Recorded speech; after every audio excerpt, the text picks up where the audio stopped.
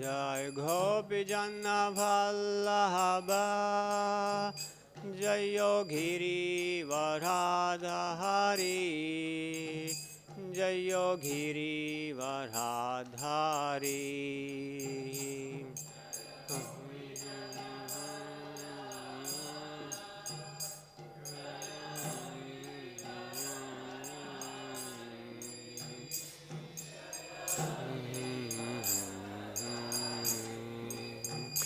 Shodanandana Brajajana Ranjana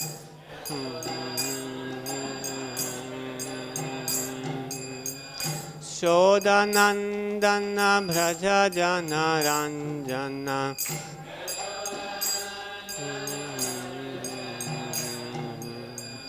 Munatira Vanachari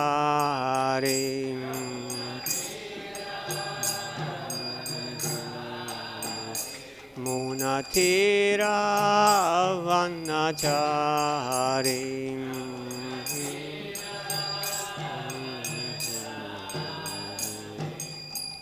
Jayo Radha Madhava Jayo Kunja Bihari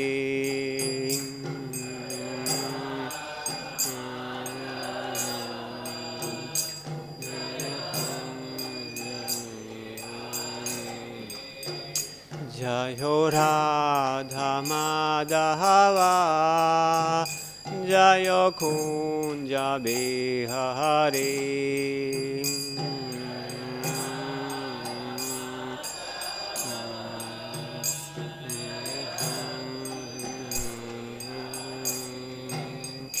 Jai Gopi Janna Vallabha Jai Yogiri Varadhari Jai Yogiri Varadhari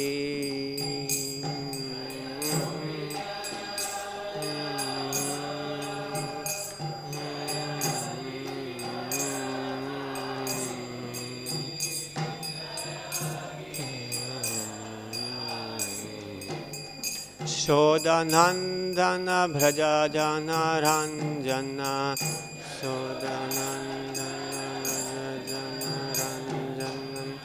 Shodanandana Brajajana Ranjana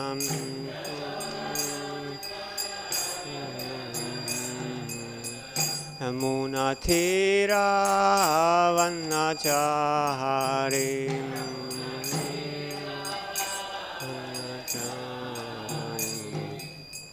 Jayo Radha Madhava Jayo Kunja Bihari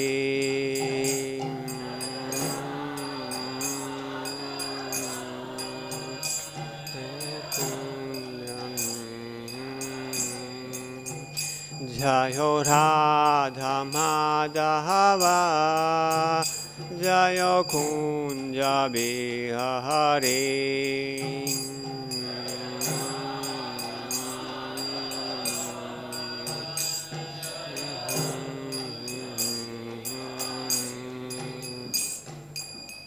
Hare Krishna, Krishna Krishna, Hare Hare, Hare Rama, Rama Rama, Hare Hare.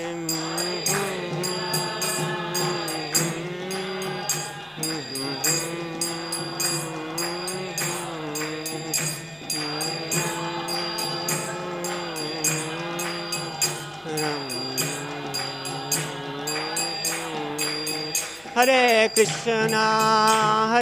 Krishna, Krishna Krishna, Hare Hare, Hare Rama, Rama Rama, Hare Hare.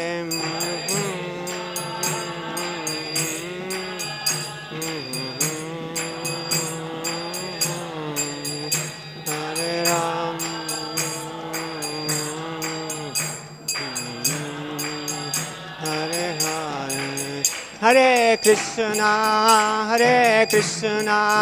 Krishna Krishna, Hare Hare, Hare Rama, Rama Rama, Hare Hare.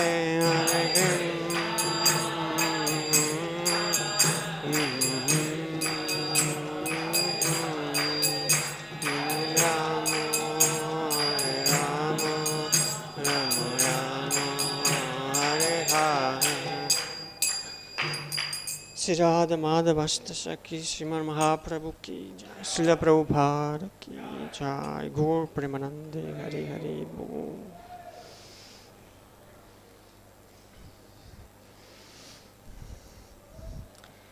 This morning we are reading from Srimad Bhagavatam, Canto 2, Chapter 1, Shloka 39, which is the last shloka in this chapter. Om Namo Bhagavate Vasudevaya. Om Namo Bhagavate Vasudevaya. Om Namo Bhagavate Vasudevaya.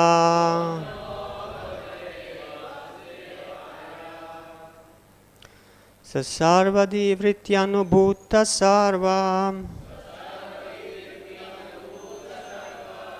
Ātmā yata svapna-janekṣitaikaḥ. Tam satyam ānanda-nidhiṁ bhajeta. Nānyatra sajjed yata ātma-pātaḥ. sarva-dhī-vṛtty-anubhūta-sarva. ātmā yathā svapna-janekṣitaikaḥ. Tam satyam ānanda-nidhiṁ bhajeta. nānyatra sajjed yata ātma-pātaḥ. Please chant.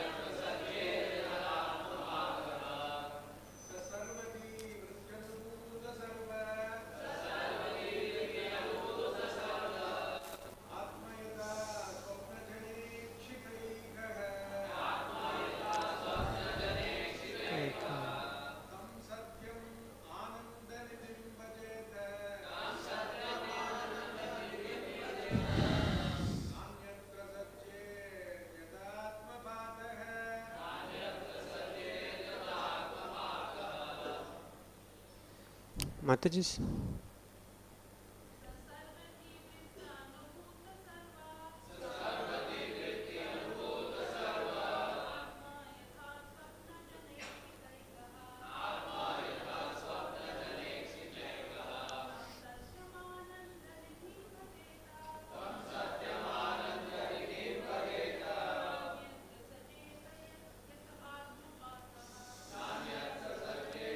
ātma-pātaḥ.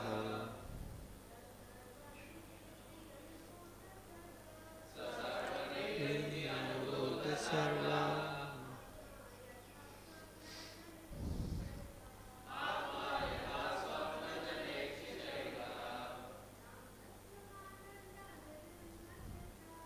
Satyam ānanda-nidhiṁ bhajeta.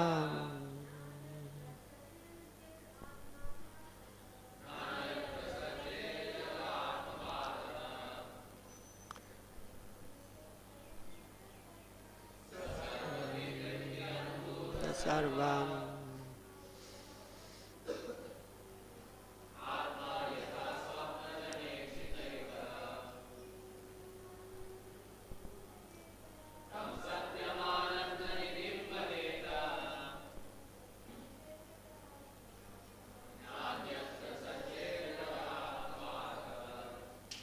Word by word.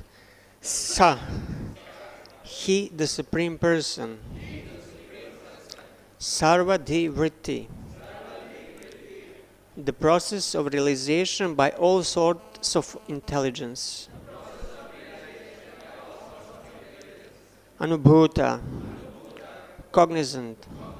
Sarve, everyone. ātma, the Supersoul. Yata, as much as. Svapna-jana, a person dreaming. īkṣita, seen by. Ekaḥ, one and the same. Tam, unto him. Satyam, the supreme truth. ānanda-nidhiṁ, the ocean of bliss. Bhajeta, must one worship. Na, never. Anyatra, anything else. Sajjet, be attached. Yata, whereby.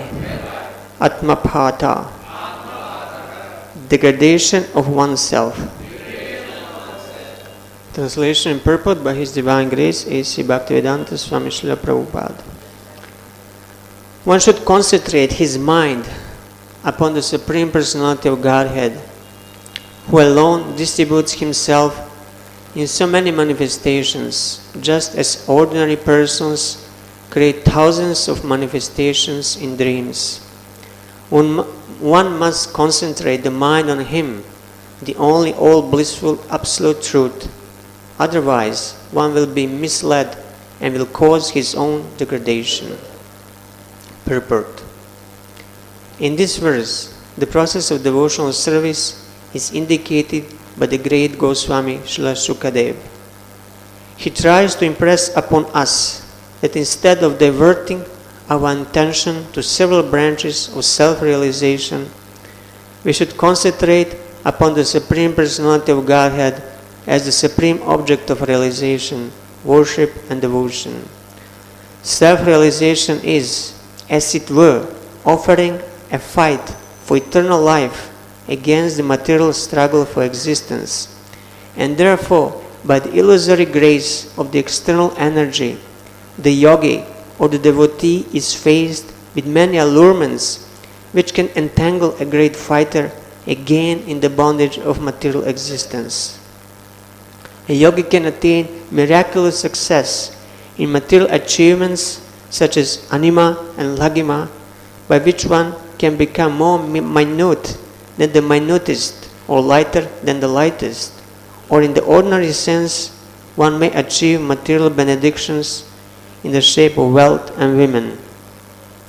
But one is warned against such allurements, because entanglement again in such illusory pleasure means degradation of the self and further imprisonment in the material world. By this warning, one should follow one's vigilant intelligence only. The Supreme Lord is one, and His expansions are various. He is therefore the Supersoul of everything. When a man sees anything, he must know that he is seeing secondary. He must know that his seeing is secondary, and the Lord's seeing is primary. One cannot see anything without the Lord's having first seen it. That is the instruction of the Vedas and the Upanishads. So whatever we see or do, the Supersoul of all acts of seeing or doing is the Lord. This theory of simultaneous oneness and difference between the individual soul and the Supersoul is propounded by the Lord Sri Chaitanya Mahaprabhu as the philosophy of Achintya Bheda Bheda Tattva. The Virat Rupa, or the gigantic feature of the Supreme Lord, includes everything materially manifested, and therefore the Virat, or gigantic feature of the Lord is the Supersoul of all living and non-living entities. But Virat Rupa is also the manifestation of Narayan or Vishnu. And going further on and on, one will eventually see that Lord Krishna is the ultimate Supersoul of everything that be. The conclusion is that one should unhesitatingly become a worshipper of Lord Krishna, or for that matter his plenary expansion Narayan, and none else. In the Vedic hymns it is clearly said that first of all Narayan cast a glance over matter, and thus there was a creation. Before creation there was neither Brahma nor Shiva, and what to speak of others. Sripad Shankaracharya has definitely accepted this, that Narayan is beyond the material creation and that all others are within the material creation. The whole material creation, therefore, is one with and different from Narayan simultaneously, and this supports the Achintya Bheda Abheda Tattva philosophy of Lord Sri Chaitanya Mahaprabhu. Being an emanation from the glancing potency of Narayan, the whole material creation is not different from him, but because it is the effect of his external energy, Bahiranga Maya, and is aloof from the internal potency, Atma Maya, the whole material creation is different from him at the same time. The example given in this verse very nicely is that of a dreaming man. The dreaming man creates many things in his dream, and thus he himself becomes the entangled seer of the dream and is also affected by the consequences. This material creation is also exactly a dreamlike creation of the Lord, but he, being the transcendental Supersoul, is neither entangled nor affected by the reactions of such a dreamlike creation. He is always in his transcendental position, but essentially he is everything, and nothing is apart from him. As a part of him, one should therefore concentrate on him only, without deviation. Otherwise, one is sure to be overcome by the potencies of the material creation, one after another. It is confirmed in the Bhagavad Gita as follows: Sarva-bhutani kaunteya prakritim yanti mamikam kalpakshaya punasthani kalpadau visrijamyaham. O son of Kunti, at the end of the millennium, every material manifestation enters into my nature, and at the beginning of another millennium, by my potency, I create again. The human life, however, is an opportunity to get out of this repetition of creation and annihilation. It is a means whereby one may escape the Lord's external potency and enter into his eternal potency. Thus end the Bhaktivedanta purpose of the second canto, first chapter of the Srimad Bhagavatam, entitled The First Step in God Realization. Om Ajnana-timirandasya ghranjana-shalakaya chakshu-urmilitam yena tasmai Shri Gurave Namaha. Namah Vishnu-padaya Krishna-prasthaya bhutale Srimate Bhaktivedanta Swamini-ti namine. Namaste Saraswati-deve Ghoravani Pracharine Nirvishesha Shunyavadi Pasyatya Deshatarine. He Krishna Karuna Sindho Dhinabandho Jagatpate Gopesha Gopika Kanta Radha Kanta Namostute Tapta Kanchana Gaurangi Radhe Vrindavaneshwari Vrishabhanu Sute Devi Pranamami Hari Priye. Namo Mahavadanyaya Krishna Prema Pradayate Krishna Chaitanya Namne Gaurat Vishye Namaha. Jaya Shri Krishna Chaitanya Prabhu Nityananda Shri Advaita Gadadhar Shivasadi Gaura Bhakta Vrinda. Hare Krishna Krishna Krishna Hare Hare Hare Rama Rama Rama Hare Hare. So here we are at the end of the second chapter of the first canto. And in this chapter we heard about the transcendentalist, a yogi, who meditates on a universal form of the Lord, Virat Rupa. And now in this shloka we hear that yogi should make further progress by concentrating his mind on the Supreme Lord. Actually the verse says that bhajeta, that yogi must worship the Lord to make further progress and achieve success. But Srila Prabhupada translates it that one must concentrate his mind. And it is logical, because you cannot worship the Lord without fixing your mind on Him. Mindless worship is not really a worship. Otherwise, you could have robots also doing the puja. I think sometimes I saw on some video in some Hindu temple in America, and there is a robot and he's offering different items. But it's not really a worship. It has to be somebody with a consciousness to do the worship. So as the result of this worship or concentration of the mind on the Lord, yogi, he gets some powers. We heard he can become lighter than the lightest, heavier than the heaviest, smaller than the smallest. But these mystic powers that are not really a blessing, they're distractions, they're allurements, and they take the yogi away from the actual goal. And the same verse, although it refers to a yogi, it can also be applied to a devotee or bhakti yogi, because devotees are also yogis, they're bhakti yogis. And we as devotees, we should also concentrate our mind on the Lord, otherwise we'll be misled and degrade ourselves. So it's a point of necessity of concentration of the mind in the devotional service. In order to become proficient in anything, it is necessary to focus the mind. If you're a student, in order to study and pass your exams, you need to focus the mind. If you're a sportsman, in order to achieve success and defeat your competitors, you need to focus your mind. In the business also. And eventually in the self-realization business also, in which we are into, we need to focus our mind in order to achieve success. You can't go anywhere with a distracted mind.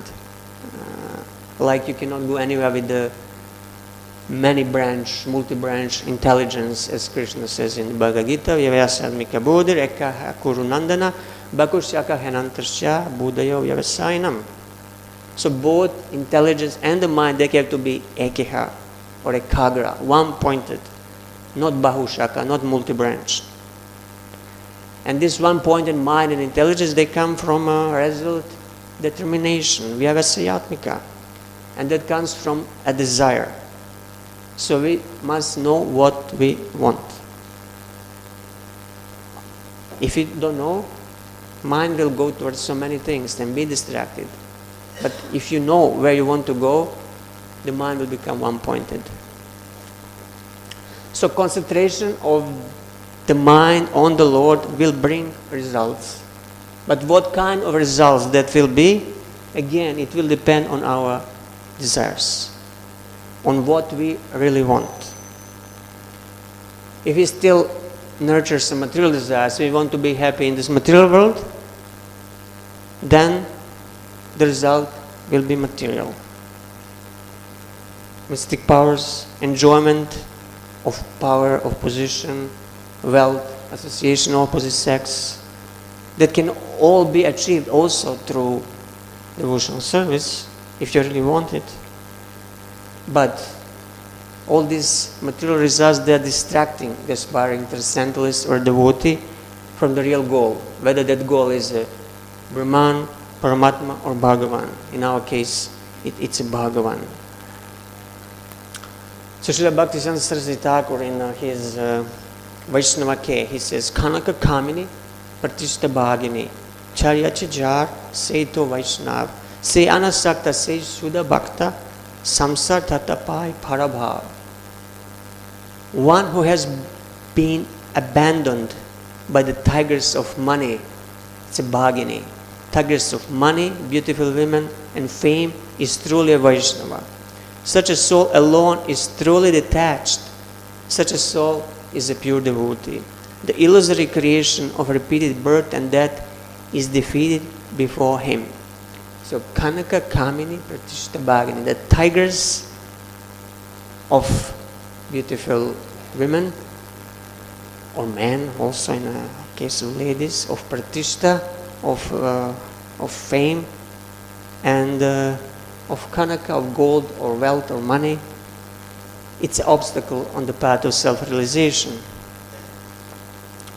So unfortunately, many devotees in the past and the present, including some stalwart Vaishnavas, have fallen as a prey to this tigress of money, women and fame, meaning that their spiritual progress was temporarily checked because they became victims to these allurements. So generally, this happens at the stage of ānanda-nidhiṁ, when one's heart is not yet purified. Actually, at the stage of anishtita bhajana kriya, if you want to be more precise, as Srila Vishwanath Thakur in his Madhurya Kandamini, he points out.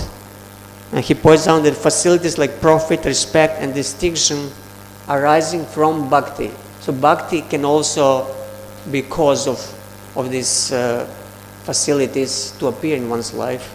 And they are just like a weeds around the bhakti creeper, bhakti lata creeper. And they are compared, these facilities, Kanaka Kamini and Pratishta, they are compared to small waves on the bhakti ocean. So in this stage, devotee who is doing his bhajana or bhajana kriya, he seeks pleasure, which is called also ranga, arising out of these waves of taranga. Waves are called taranga. So this stage is called taranga rangini. The riding on the waves of material facilities arising from bhakti. So it's a stage of unsteady performance of devotional service of anishtita bhajana kriya. But the pure devotee, he never desires any profit, adoration, distinction, liberation, or mystic perfections. He desires only loving service of Lord Krishna. All these allurements, they are counterproductive. They are like weeds around the bhakti creeper. And by doing kirtan, shravan and kirtan and other process of bhakti, you're watering not only this bhakti lata creeper, but you're also watering this pratishta and other unwanting weeds. So that's why Sri Chaitanya Mahaprabhu, in his instructions to Srila Rupa Goswami in Chaitanya Charitamrita, he warns that devotee should be very, very careful and she should make sure to uproot these weeds. So these desires for sense enjoyment or liberation, or desires for activities forbidden in a Shastra, fault finding, duplicity, animal killing, desire for profit, adoration, distinction, they also grow together with the bhakti lata. So if we do not uproot them down, they will eventually choke up the creeper of our bhakti, and our devotional progress will be checked. So if you walk around the Mayapur, you'll notice some gardens, especially there in the Grihastha area and also outside. And I noticed there are two types of garden. One type of garden is very nicely taken care of. It's very clean, nicely tilled land. There are plant beds and plants tied to the sticks to grow upwards. And then there's another type of garden that looks like a jungle. You cannot recognize what is really growing there. It's bushes and so much grass, and there are some plants there in the behind, maybe some eggplants or tomatoes, but you don't see properly because it's so overgrown by the weeds.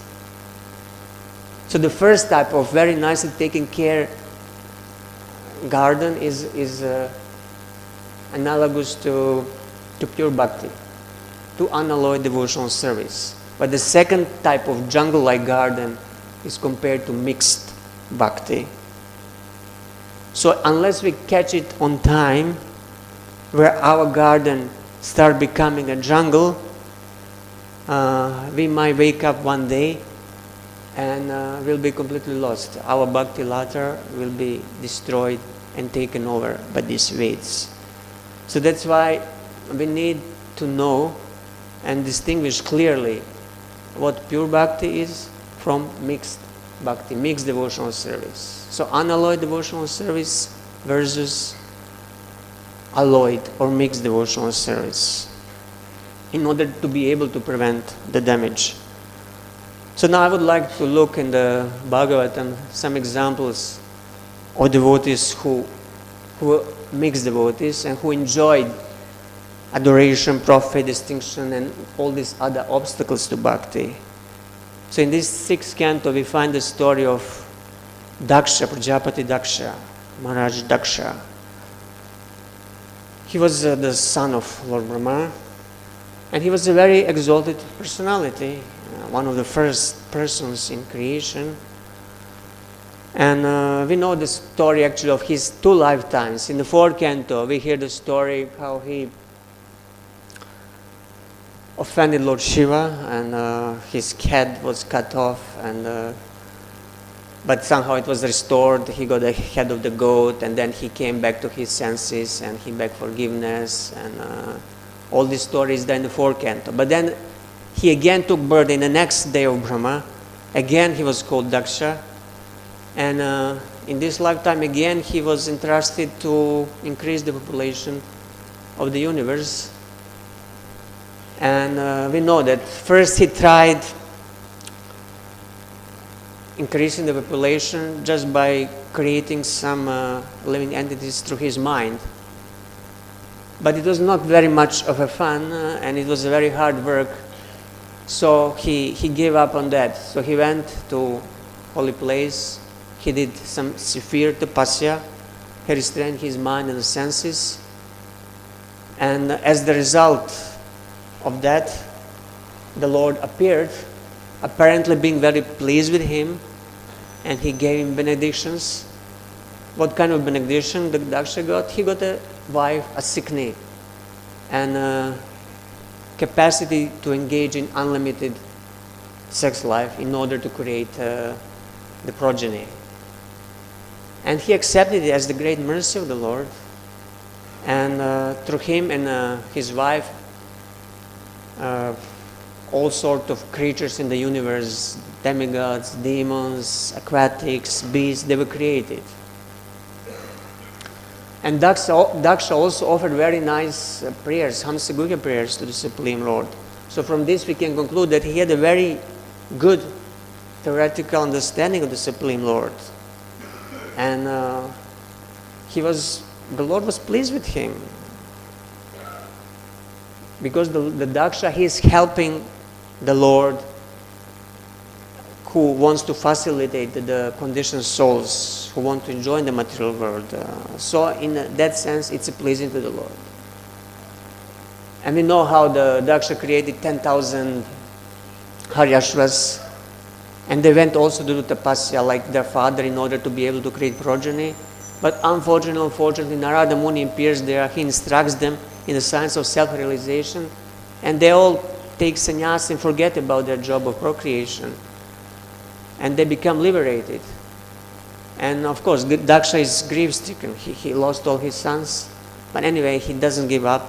So he again creates 1,000 sons, Salvashvas, another 1,000 sons, and again instructs them to create progeny. So again, they go and do tapasya, and again Narada Muni appears there and does the same thing. He instructs them in the self-realization, and they go off to the forest and they're liberated. And the job is not done. And now at this point Daksha becomes really, really angry. So Daksha is a devotee, but he has material desires. He wants to serve the Lord, but at the same time he wants to enjoy in the material world. He wants all these material facilities and enjoyment. He wants to be happy in the material world, but at the same time he recognizes the Lord's supreme position, and he wants to satisfy the Lord in order to get his desires fulfilled. On the other hand, Narada Muni, he is a pure devotee. He doesn't want anything. He just wants pleasure of the Lord. And he also wants to liberate the conditioned fallen souls. So both of them, Narada and Daksha, they're both working on fulfilling the Lord's desire on different levels. Daksha is working on fulfilling the Lord's desires to populate the universe and to create progeny. which is pleasing to the Lord, because Lord wants to facilitate the conditioned souls. But Lord has another desire. He wants all these Bhada Jivas, Nitya Bhada Jivas, the conditioned souls in the material world, He wants them to get liberated and go back to the spiritual world. And that desire is even stronger than the first desire. And Narada Muni is fulfilling that second desire, which is more in the Lord's heart than the first desire. So both of them, they are devotees, but one is a mixed devotee. Daksha is one who is the mixed devotee, while Narada is the pure devotee. And since Daksha gets very angry at Narada, he curses him also. He says, I am a sadhu, not you, Narada. I am the real sadhu. You just wear a dress of a saintly person, but you're not actually a sadhu. You're not a saint. Although I'm a grihastha, I'm a saintly person. You're shameless, and you're devoid of all compassion, and you're committing violence. So here we have one devotee accusing another devotee. Mixed devotee, Daksha Maharaj, accusing pure devotee, Narada Muni. He's accusing him that he's just a pretender. Narada is just a pretender. He just dressed up like a devotee, but actually he's a materialist. He's committing violence. He's very shameless. Generally, one devotee should be friendly towards each other. But have you ever seen one devotee attacking and fighting against another devotee? Or is something unheard of? Of course, we hear about these things a lot. What it means? It means there are a lot of mixed devotees. Yeah, in the material world there are a lot of mixed devotees. And there are some pure devotees as well. So what happens? Does Narada fight back? No, he doesn't fight back. He accepts his curse that he cannot stay in one place, and he just goes away without trying to counter curse or protect himself. He just leaves. He doesn't indulge in a fight. Sometimes we think, oh, if somebody attacks me, should I retaliate? Maybe I should strike harder. But no, the pure devotee, they don't do this. They just let this person who is attacking you or accusing you do whatever he wants. You just leave.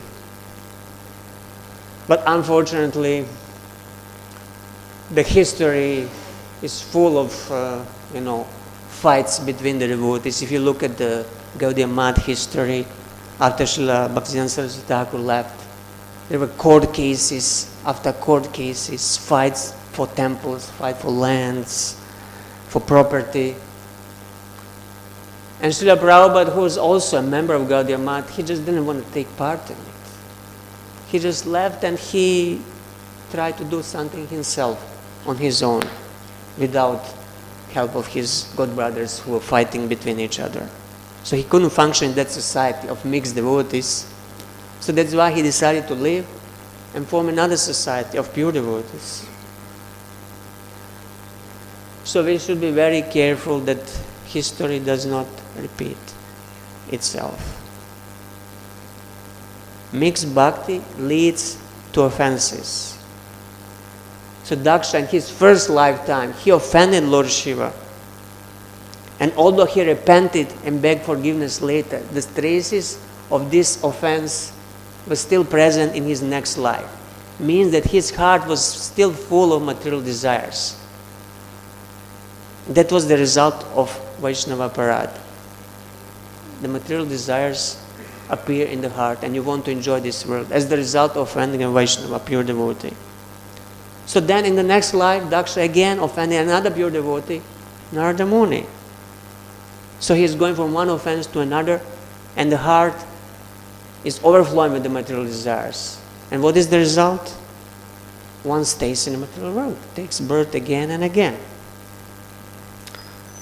So in the same sixth canto, we find a story of another mixed devotee versus another pure devotee. Story of Indra, king of heaven, and Vritrasura, apparently a demon, but in reality a pure unalloyed devotee of Krishna. So we know the story. Indra, being so intoxicated with his material opulence, he offends his guru. How? He's enjoying it in midst of apsaras and gandharvas who are singing his glories. He's in the center of attention, and then his guru Brihaspati, he comes in, and Indra is supposed to get up and offer respects to his guru, but he doesn't really want to do that because it spoils the fun. It puts him out of the center. He doesn't want to do that, so he just ignores. And he commits offense. And Brihaspati, he gets offended and he leaves. And very fast, Indra here realizes that he committed mistake, but it's too late. His guru disappeared. And as the result of his offense, the Indra loses, demigods, they lose the power, and the demons attack, and they take over the Swarga, they take over the heavenly planets, and Indra now has to suffer the result of his pride. Eventually, Indra, he does tapasya to purify himself, and with the demigods he goes to Lord Brahma, and he gets instruction from Lord Brahma to accept Vishwarup, to accept another guru, spiritual master, and worship him and satisfy him, and Vishwarup will help him. So Indra does that. Together with the demigods, they ask Vishwarup to become their priest, and Vishwarup accepts it, and he does the puja for them, and he teaches Indra Narhankavacha, protective mantra. But then, for the slight offense, Indra kills him. He kills his own guru. For what? Because he offered little oblation to the demons also, because Vishwarup was connected to both demigods and demons, so he felt some affection for his demon family, and he offered some oblations. And for Indra, that was a threat that his position might be in danger. So just for slight threat, he immediately cut off Vishwarup's head. And Indra is a devotee, and Vishwarup is also a devotee. So one devotee kills another devotee for just a slight trace of offense or slight threat that his position of enjoyer might be endangered. So now, as the result of his offense, Tvashta, the father of Vishwarup, he performs sacrifice in order to create somebody who will kill Indra, but he makes small mistake in pronunciation. When pronouncing enemy of Indra, Indrashatur, he pronounces differently, and as the result, Vritasura, big huge demon, 500 yojanas high, is created. And the whole universe trembles in fear, and Indra also. But surprisingly, that Vritasura, huge demon, in his heart, he's a pure, unalloyed devotee. And he's teaching on the battlefield, he is teaching this mixed devotee, Indra, who is intoxicated with material opulence, he is teaching him pure devotional service. So I'll just quote some of the shlokas that Vritasura spoke on the battlefield, teaching Indra, basically teaching all of us, teaching all devotees who have mixed tendencies for material enjoyment. He says, persons who fully surrender at the lotus feet of the Supreme Personality of Godhead and always think of his lotus feet are accepted and recognized by the Lord as his own personal assistants or servants. And then he says, the Lord never bestows upon such servants the brilliant opulences of the upper, lower, and middle planetary systems of this material world. When one possesses the material opulence in any of these three divisions of the universe, his possessions naturally increase. Be attentive now. Naturally increases his enmity, anxiety, mental agitation, pride, and belligerence. With opulences, you get something extra. Enmity, anxiety, mental agitation, pride, and belligerence. Thus one goes through much endeavor to increase and maintain his possessions, and he suffers great unhappiness when he loses them.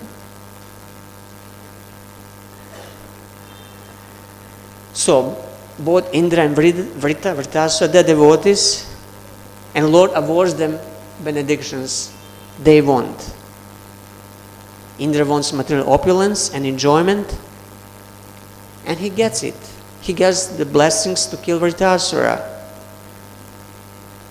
But with material opulence that Indra gets, he gets what? Enmity. So you labor very hard to accumulate your wealth and enjoy, and in this way you are competing with others who also want to enjoy the material world, whether they are karmis or other mixed devotees, and naturally you fight. You get enemies and you have to fight with them. So one mixed devotee is fighting another mixed devotee. There are some devotees in Mayapur who are doing the land development business, and sometimes they argue because one developer has his own business, another developer is endangering his own business. So there is naturally some competition and fight.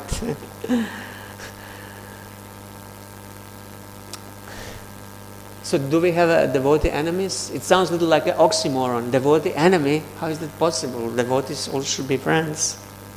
But in reality, because we live in the world of mixed bhakti, there is such a thing as devotee enemy. And then again, with all this material opulence, you get what? You get anxiety and mental agitation. Because you are in anxiety, what's going to happen if you lose your money, if you lose your position, you lose your influence and fame? There will be always those who will try to take it from you. So you have to protect your position, your money, your reputation. Next thing you get with the material opulence is you get a pride. Have you ever known somebody who at one point he was a regular, small, common devotee, but overnight somehow or other he became a big shot, and now he doesn't speak to you anymore because he's so important and you are nobody? This is the result of pride. And then what else you get? Belligerence. Belligerence means aggressive or warlike behavior. For slight provocation, you're ready to fight with somebody. Do you know anybody like this? Or maybe ourselves sometimes are like this. We want to fight for small provocation. So this is what Indra got together with the Svarga, with the kingdom of heaven. So it's a package that goes together. You cannot have one and not have the other. So on the other side, Vṛttāsura, who is a demon but actually a pure devotee, he never wanted any material possessions because he knew the nature of these possessions. And Srila Prabhupada in purport to this sloka, he writes, for Ekanta Bhaktas, unalloyed devotees, Krishna therefore never provides material possessions. A devotee sometimes needs some material possessions for preaching, but the possessions of a preacher are not like those of a karmi. A karmi's possessions are achieved as a result of karma, but those of a devotee are arranged by the Supreme Personality of Godhead just to facilitate his devotional activities. Because a devotee never uses material possessions for any purpose other than the service of the Lord, the possessions of a devotee are not to be compared to those of a karmi. So when Prabhupada says here, possessions of a devotee, he thinks about the possessions of a pure devotee. It's a different case in the case of a mixed devotee. Possessions of a mixed devotee could be just a result of his own karma, because mixed devotee is using his possessions to enjoy material world, not to serve the Lord. And then Vṛttāsura, on the back of that, he speaks the next verse. I'll read it.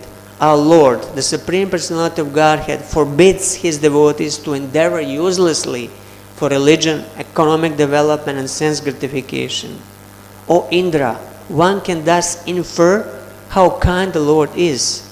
Such mercy is obtainable only by unalloyed devotees. not by persons who aspire for material gains.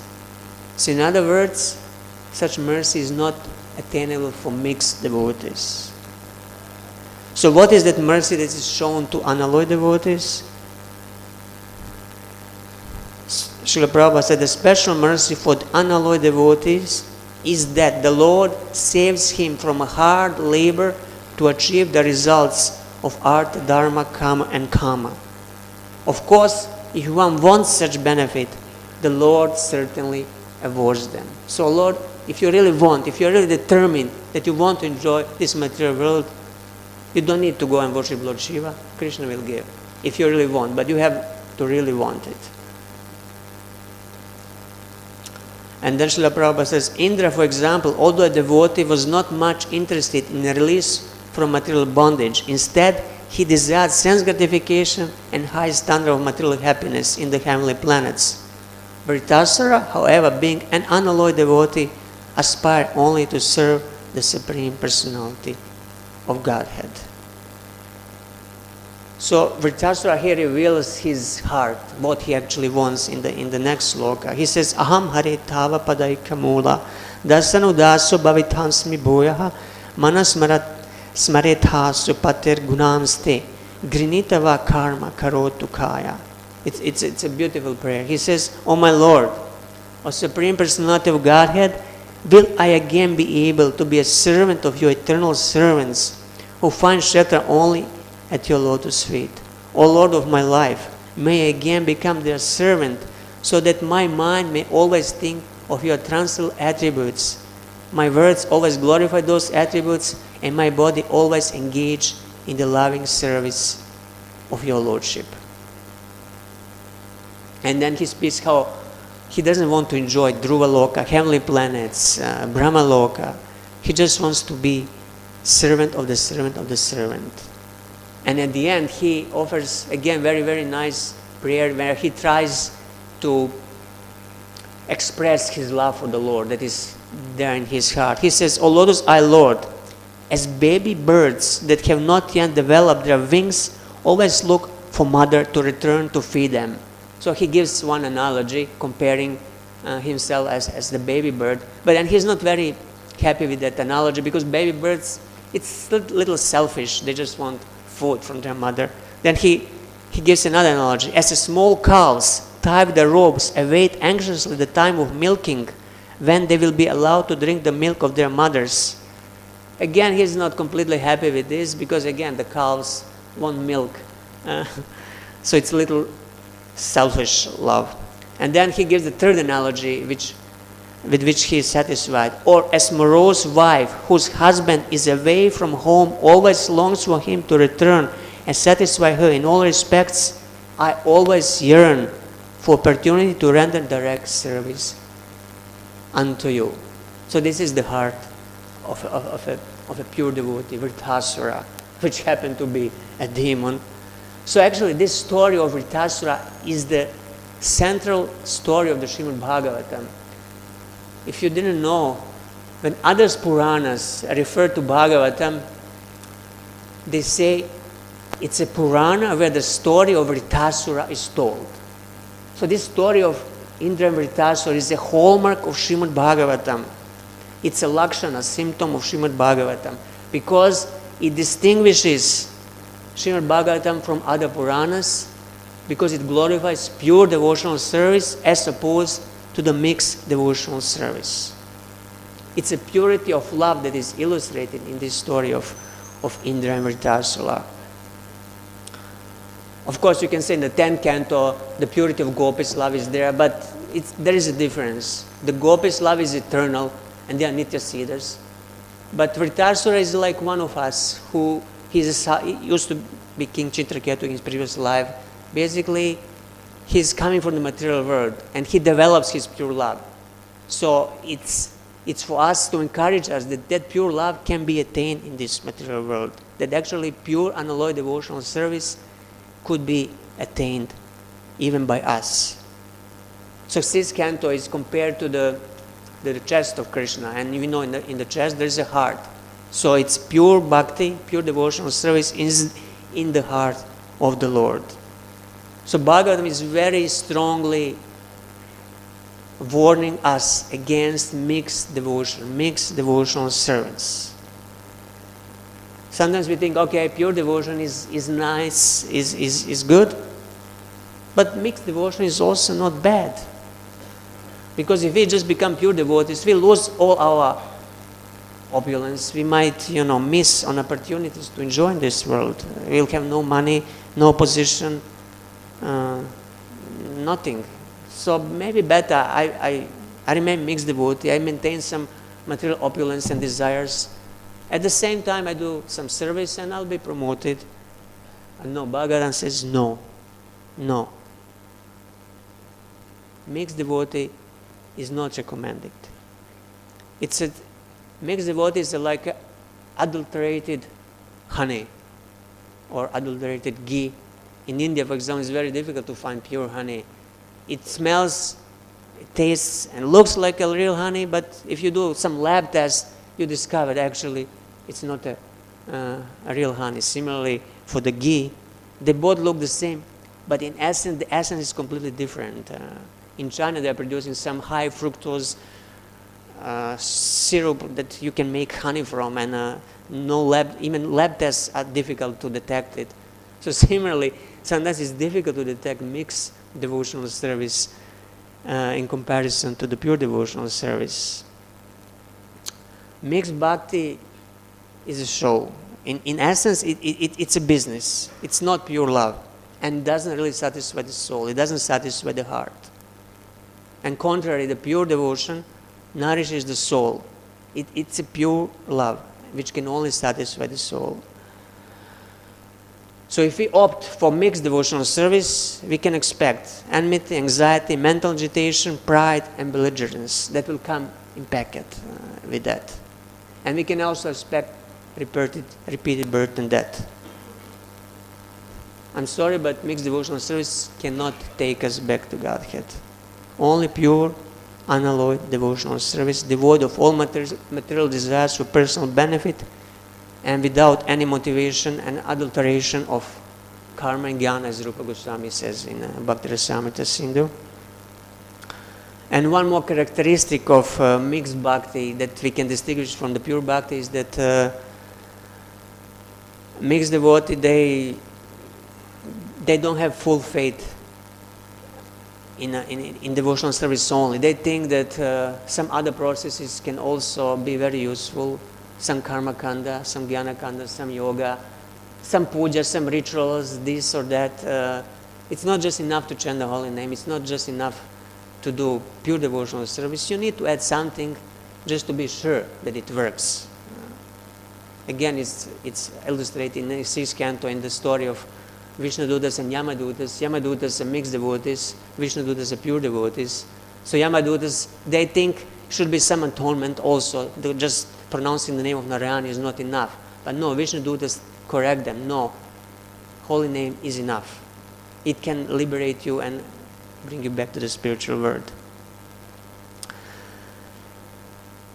So at the end, I just want to again just repeat this point. We should aim for the pure devotional service and somehow stay away from mixed bhakti or overcome the tendency that is there in our heart for mixed devotional service. This is the message of the Bhagavatam.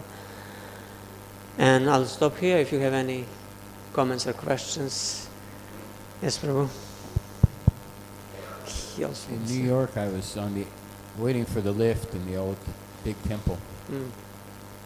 And when the doors opened on the lift, Vishvareda and Subhuti Roy were having a full contact, drawn out fight, just smack wham, like rock'em sock'em robots just beating each other just like a boxing match.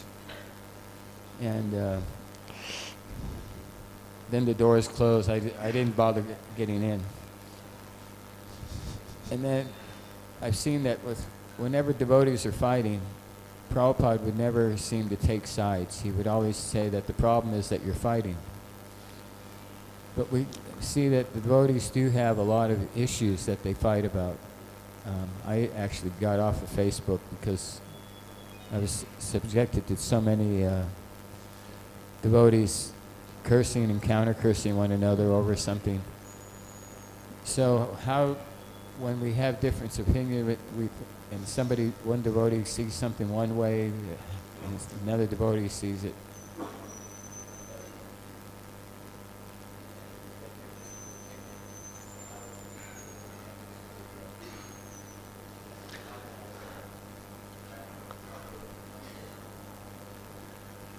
we should just accept there will be always differences in opinion, even amongst devotees, whether they are pure devotees or mixed devotees, and we should allow this variety of opinions and preferably not take sides, as Prabhupada didn't take side.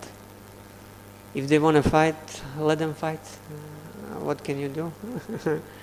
But if somebody confronts you, again, you can choose to fight, as many will do, or you can just leave like Narada left, Lord Shiva left, pure devotees. They generally do not want to fight. They let mixed devotees do their job, whatever they want. So it depends what we are, if we are pure devotee or we are mixed devotee.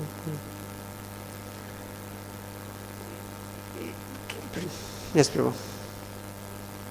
So, thank you for such a wonderful class. You told a very important point that we should aim only for pure devotional service, not mixed. But in my case, I feel that I'm a mixed devotee and these desires are there to enjoy. So, what is the remedy? Like, it's like very far away. Pure devotional service seems very far off. Then what should we work on? Like, how should we strive to reach that platform where we are without any mixture? So can you tell us, like, guide us? You can be a neophyte devotee, but you can still be a pure devotee. You can be a new devotee, but if your strongest desire is to serve and surrender to Krishna, even if you have some other desires, you can still be considered a pure devotee. So we should make sure that our main aspiration in life is Krishna, is attaining pure devotional service. Then if we have also some side desires, eventually through the performance of devotional service, they will disappear. But if some other desire is more prominent in our heart, then that becomes a problem. Then something else becomes goal in your life.